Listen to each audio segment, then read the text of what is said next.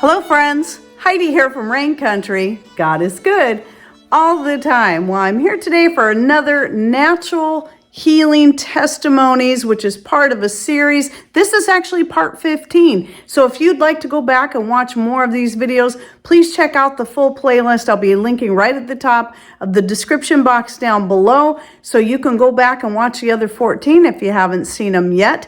And what these are stories sent in to me from followers on my different social media platforms, YouTuber, Rumble, Instagram, or X, and then I just compile them together and read them aloud to you. So let's get to this first one. This is my testimony regarding my experience with turmeric for my erosive osteoarthritis in my fingers. The middle joint of almost all of my fingers are swollen, and 2 fingers on my right hand are bending a bit to the side. Yikes. It started with me going to my regular medical doctor who gave me prednisone pills, which helped with the pain.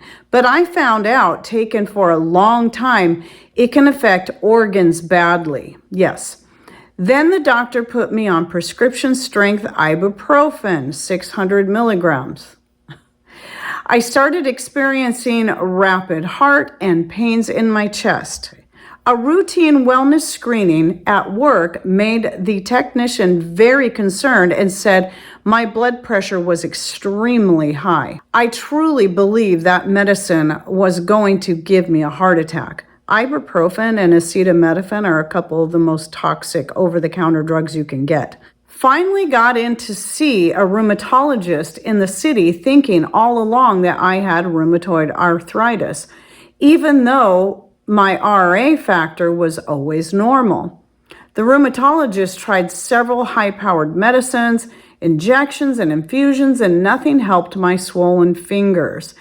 He finally just said I had erosive osteoarthritis and there was nothing he could do to help me other than prescribe another pain medicine, which I refused to fill.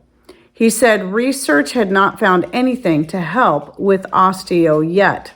Then, thank the Lord, I discovered turmeric from Holistic Blends by Sherry Bresica, MSHN. It has a blend of curcuminoids and black pepper to help with absorbency. Wow, what a life changer. Yes, my fingers are still swollen, but I have great movement and very little to no pain. That is amazing. What a blessing. I am 64 years old and do not take any prescription medications and have not been to a doctor for over a year now.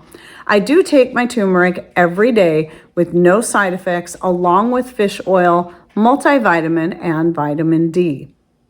Probably everyone knows about the great benefits of turmeric, but just in case not, I wanted to share.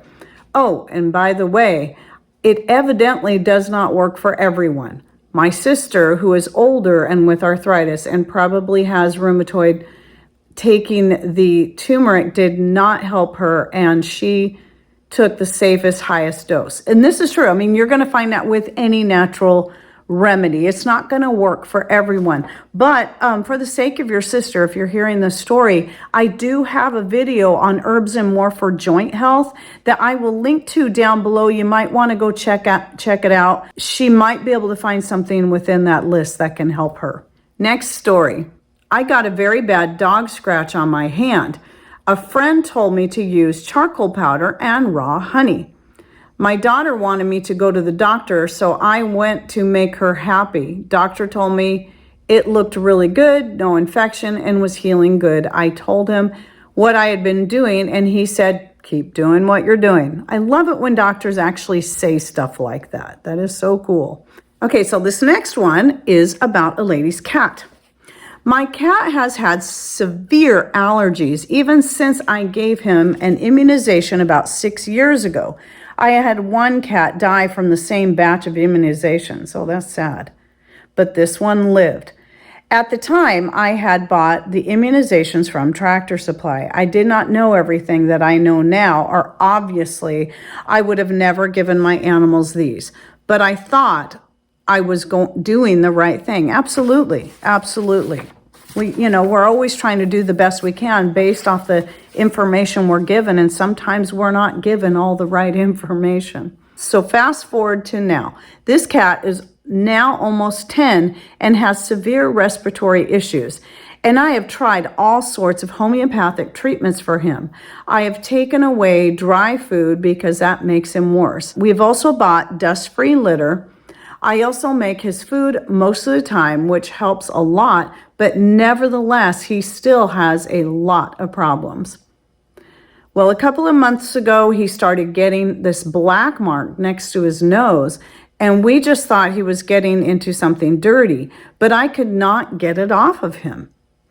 The closer that I kept looking at him, the more I realized that he may have cancer there on his nose. Now, I refuse to take any animal to the vet anymore. So that is just out of the question. I will just do what I can do for him. So I had listened to your video about castor oil and also saw another lady, Barbara O'Neill, speak about it as well. So I started putting it on his nose. Within a day, the spot was not as noticeable. The spot was completely gone within a week. Amazing. I don't know what it is, but the castor oil took care of it. That is great.